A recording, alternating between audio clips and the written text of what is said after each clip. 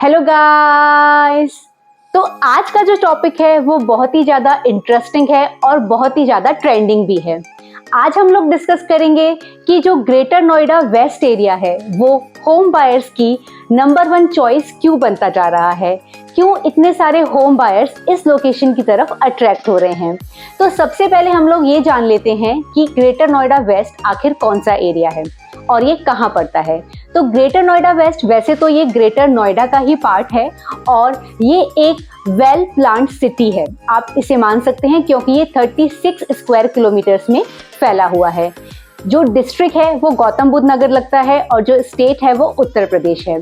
तो अब हम शुरू करते हैं इस वीडियो को, और अगर आपने अभी तक ये चैनल सब्सक्राइब नहीं किया है तो इस चैनल को सब्सक्राइब भी कर लीजिए।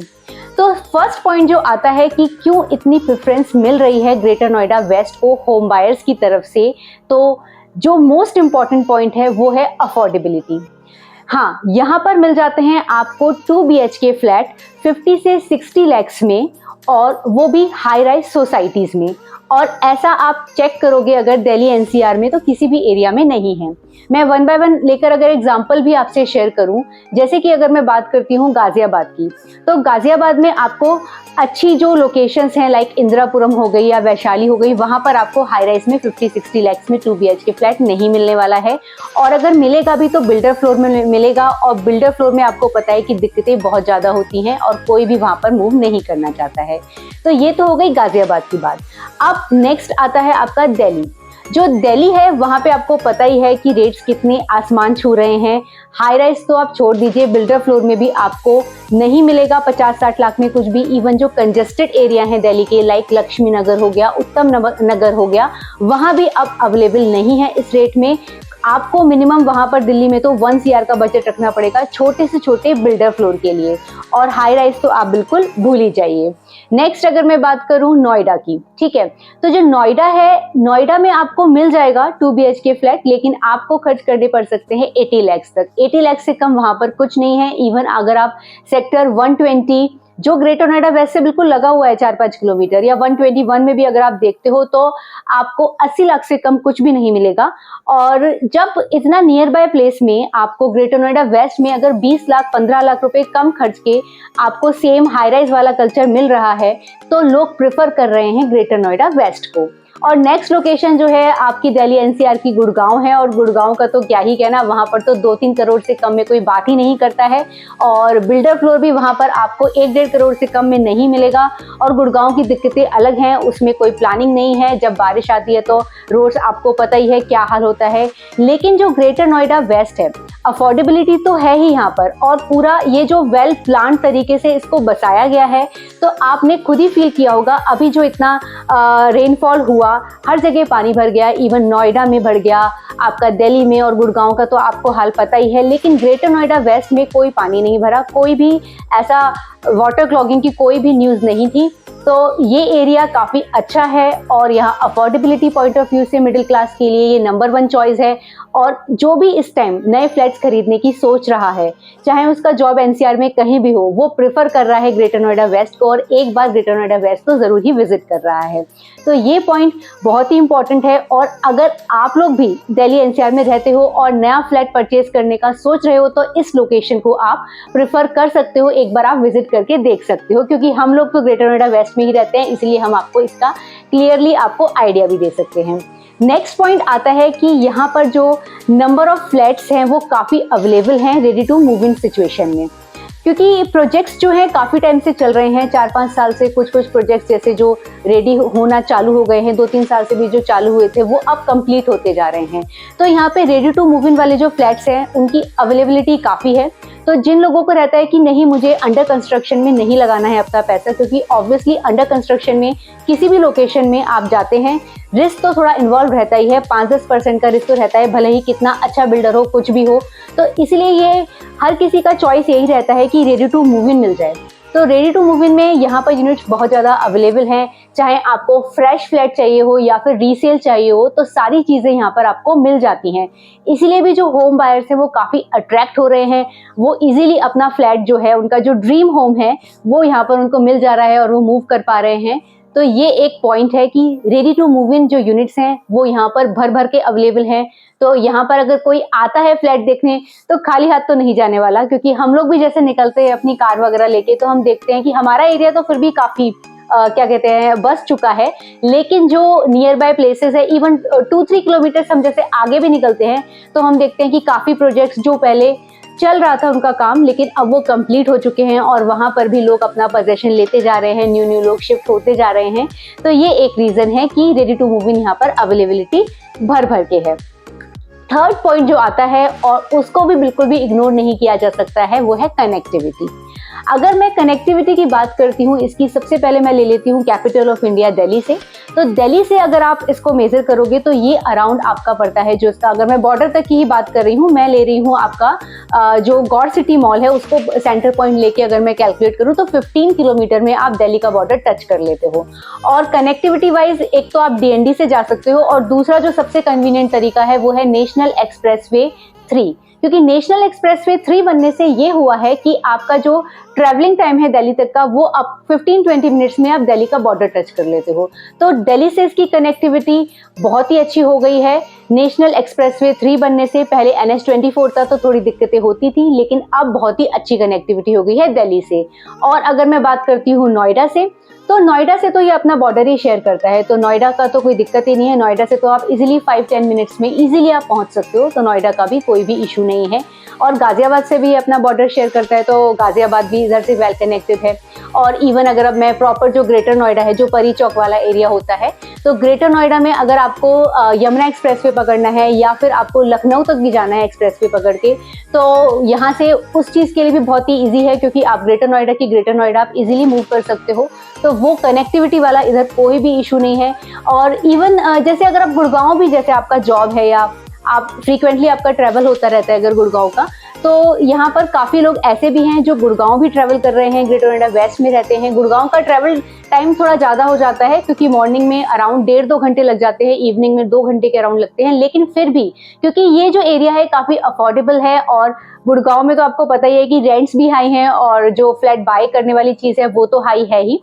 तो दोनों ही चीज़ें इग्नोर करके लोग क्या करते हैं, अब अपना पैसा अगर लगा रहे हैं कहीं तो वो ग्रेटर नोएडा वेस्ट को प्रेफर करते हैं, और लोग ट्रैवल भी कर रहे हैं। मेरी जान पहचान में मेरा कज़न एक ट्रैवल करता है, इवन मेरे एक कज़न की फ्रेंड है, उसने तो रिसेंटली यहाँ पे फ्लैट परचेज किया है, इवन उसका जॉब जो है गुड़गांव है। तो ऐसा नहीं है, गुड़गांव वाले भी यहीं पर फ्लैट खरीदना प्रेफर कर रहे हैं बिकॉज ऑफ एवरीथिंग, क्योंकि कनेक्टिविटी बहुत अच्छी है, इंफ्रास्ट्रक्चर अच्छा है, रोड्स काफ़ी अच्छी है। अगर आप कंपेयर करते हो किसी और मेट्रो सिटी से, दिल्ली एनसीआर का तो फिर भी इंफ्रा अच्छा है। अगर आप जैसे इवन आप डाउन द लाइन अगर जाते हो पुणे साइड, बेंगलोर साइड, तो वहाँ पे इंफ्रा इतना अच्छा देखने को नहीं मिलता है। लेकिन जो ग्रेटर नोएडा वेस्ट है वो होम बायर्स की तो चॉइस है ही, साथ ही यहाँ पर लोग इन्वेस्टमेंट के लिए भी काफ़ी प्रेफर कर रहे हैं इसको। जैसे जिन लोगों के पास एक्स्ट्रा मनी है, सेकेंड होम देख रहे हैं, थर्ड होम देख रहे हैं, तो उनके लिए भी ये बहुत ही अच्छी लोकेशन हो गई है। अब बात कर लेते हैं कि एग्जैक्टली किस तरह के जो लोग हैं वो यहाँ पर शिफ्ट हो रहे हैं। तो ऐसा नहीं है कि खाली जो जॉब क्लास है, इवन जो सर्विस क्लास है वही शिफ्ट कर रहा है, बिजनेस क्लास भी यहाँ पर शिफ्ट कर रहे हैं। तो काफ़ी सारे लोग हैं जो इवन आप ये पाओगे कि कुछ लोग तो अपना जो वैशाली वगैरह के जो घर हैं वो सोल्ड आउट करके वो यहाँ पर शिफ्ट हो रहे हैं, क्योंकि उनका जैसे वहाँ पे बिल्डर फ्लोर था, उन्हें हाई राइज वाला कल्चर चाहिए, तो वो यहाँ पे शिफ्ट कर रहे हैं। तो ये चीज़ें हैं। और अगर मैं जॉब की बात करती हूँ कि जो जॉब की कनेक्टिविटी वाइज मैं बात करती हूँ, तो यहाँ पर आपको जैसे मैंने बताया कि आप ट्रैवल अगर आपका है, आपको दिल्ली जाना है या आपको गुड़गांव जाना है या नोएडा जाना है, तो आप कहीं भी इजीली जा सकते हो बाय रोड, तो उसमें कोई भी प्रॉब्लम नहीं है। तो जॉब की अपॉर्चुनिटीज़ है यहाँ पर, बैंक्स वगैरह तो अवेलेबल हैं ही, तो अगर कोई जैसे बैंकिंग में है तो उसके लिए भी बहुत अच्छी लोकेशन है। और नेक्स्ट ये है कि यहाँ पर खुद के भी IT पार्क्स हैं, कुछ कंपनीज जैसे कि आर सिस्टम्स हो गया, IBM हो गया, वो ऑलरेडी यहाँ पर आ चुकी हैं। और डाउन द लाइन फ्यूचर में आप देखोगे कि यहाँ पर काफ़ी सारी IT कंपनीज तो आएंगी ही, और मैन्युफैक्चरिंग में भी यहाँ पर काफ़ी सारी जॉब हो सकता है हो जाए, क्योंकि प्लानिंग तो इस तरीके से ही है। लेकिन अगर आपका जॉब यहाँ नहीं भी है ग्रेटर नोएडा में, तो आप नियर बाय जो प्लेसेस हैं, आपका नोएडा हो गया, दिल्ली हो गया, इवन गुड़गांव भी लोग ट्रैवल कर रहे हैं, तो आप कहीं भी जा सकते हो इजीली, तो उसमें आपको कोई भी दिक्कत नहीं आने वाली है। अब नेक्स्ट पॉइंट आता है कि यहाँ पर लोग और क्यों प्रेफर कर रहे हैं। ये तो सारी चीज़ें हो गई कि कनेक्टिविटी अच्छी है और जॉब के लिए भी आपको जाना है या फिर आपको बिजनेस के लिए पर्पज से जाना है, तो वो सारी चीज़ें हैं। नेक्स्ट ये आता है क्योंकि यहाँ पर क्या है, ये पूरा अब इसको बसे हुए 6-7 साल हो गए हैं।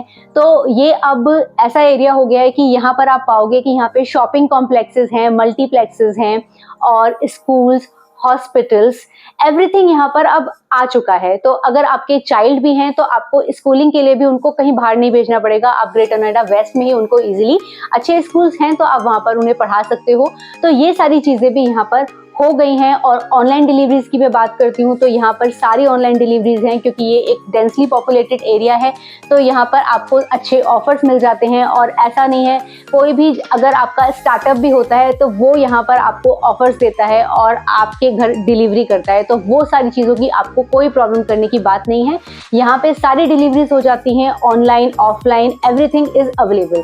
और अगर बात करती हूँ मैं, यहाँ पर जो है फ्रेश फार्मिंग मार्केट्स भी काफ़ी सारे अवेलेबल हैं। तो अगर आप जैसे आपको नहीं पसंद कि आप ऑनलाइन डिलीवर्ड फूड आप करो, तो आप ये है कि जो देसी जो खेत वेत का भी जो सामान होता है वो भी यहाँ पर मिल जाता है, क्योंकि यहाँ की तो ज़मीन वैसे भी बहुत उपजाऊ है। क्योंकि पहले तो यहाँ पर खेत ही होते थे, बाद में इन लोगों ने ये वेल प्लान्ड सिटी बना दिया।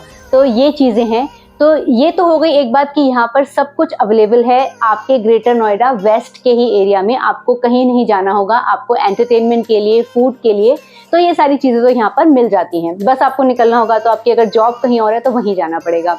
अब यह है कि अगर आपका फ्रीक्वेंट ट्रैवल होता है तो उसके लिए भी ये एरिया काफ़ी प्रेफरेबल है, क्योंकि मैंने जैसे बताया कि ये वेल कनेक्टेड है आपका गाजियाबाद से। तो गाजियाबाद रेलवे स्टेशन एक तो आपका, आप ये मान के चलो 8-9 किलोमीटर में पड़ जाता है। तो अगर आपका फ्रीक्वेंट ट्रैवल उत्तराखंड साइड होता है या फिर आपका होम टाउन ही उत्तराखंड है, तो वहाँ से आप ट्रेन लेकर इजीली पहुँच सकते हो, और इवन दिल्ली से कम टाइम में, क्योंकि जो ट्रेन हैं वो दिल्ली से चल के आती तो गाजियाबाद ही है। तो ये एक चीज़ हो गई। अगर आपका बाई कार ट्रैवल है तो आप पकड़ सकते हो नेशनल एक्सप्रेसवे 3, और वहाँ से उत्तराखंड वाला जो आपका ट्रिप्स हैं वो आपके इजीली हो जाते हैं।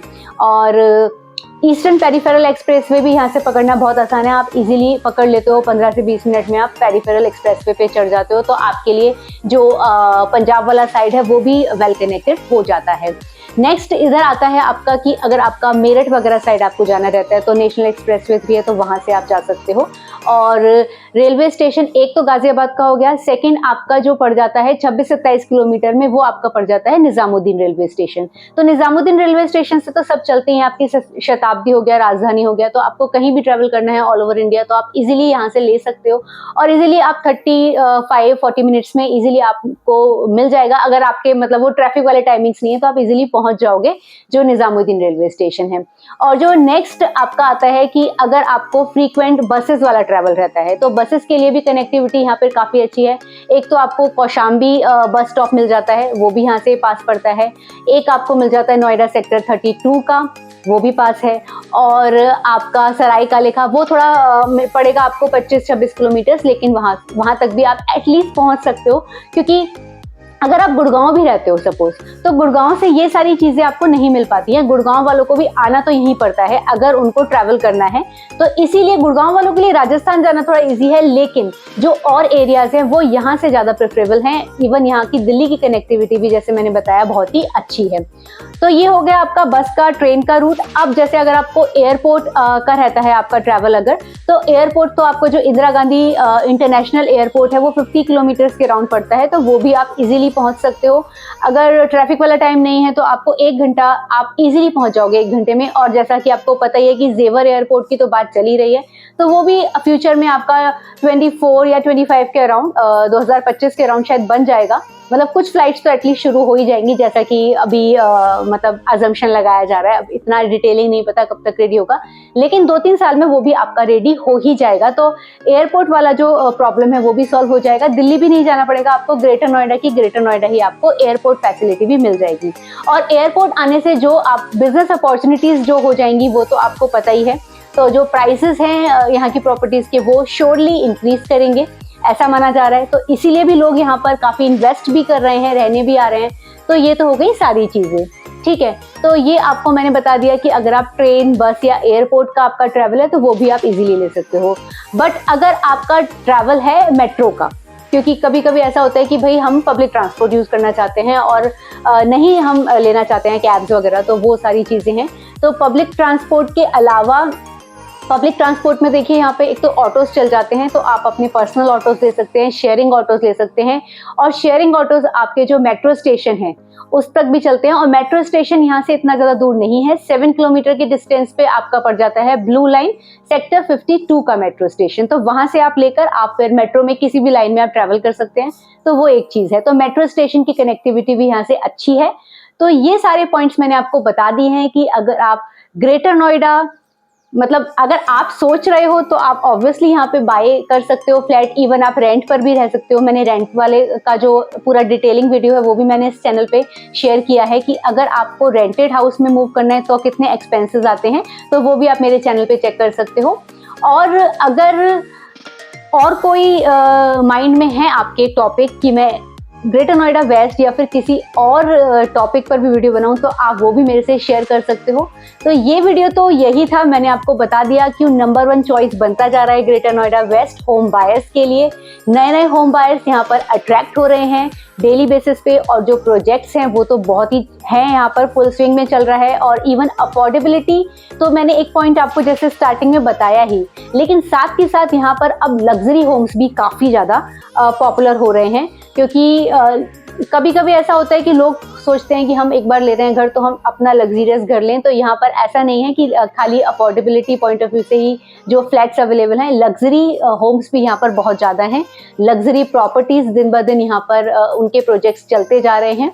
तो ये भी मैंने आपको बता दिया है। तो अगर आपका जो भी माइंडसेट हो तो आप एक बार यहाँ पर आ सकते हो, देख सकते हो। और हम लोग तो ग्रेटर नोएडा वेस्ट में रह रहे हैं खुशी खुशी, और अगर आपको भी ये लोकेशन पसंद है तो आप भी रह सकते हो। तो इस वीडियो में यही था। तो till then my next video, bye bye.